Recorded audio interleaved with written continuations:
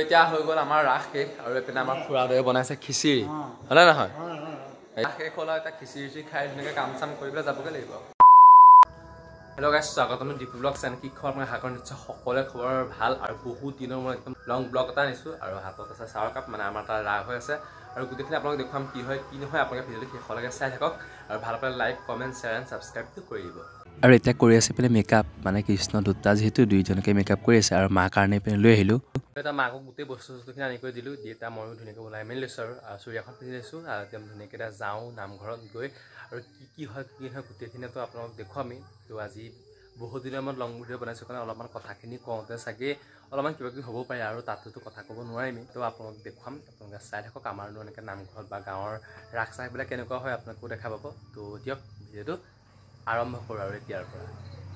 আৰু এপিনে আমাৰ মাও মানে গোপী নাচিবতো সেইটো কাৰণে একদম ধুনীয়াকৈ ওলাই কৰি আহি গ'ল ব'লক এতিয়া আপোনালোকো দেখুৱাওঁ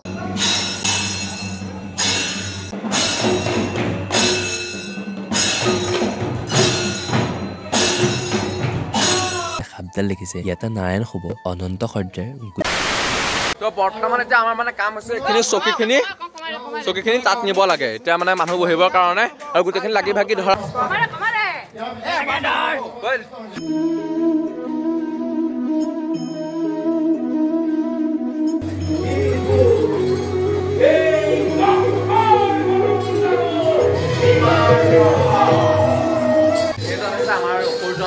আমাৰ মেইন অসুৰ এজন লোক ভয়ংকৰ একদম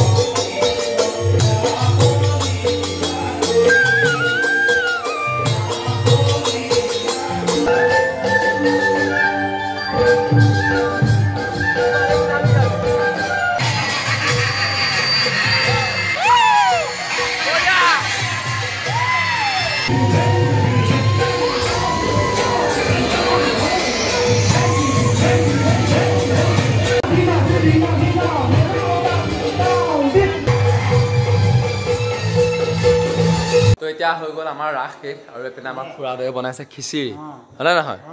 শেষ হ'ল আৰু এতিয়া খিচিৰি খাই ধুনীয়াকৈ কাম চাম কৰি পেলাই যাবগৈ লাগিব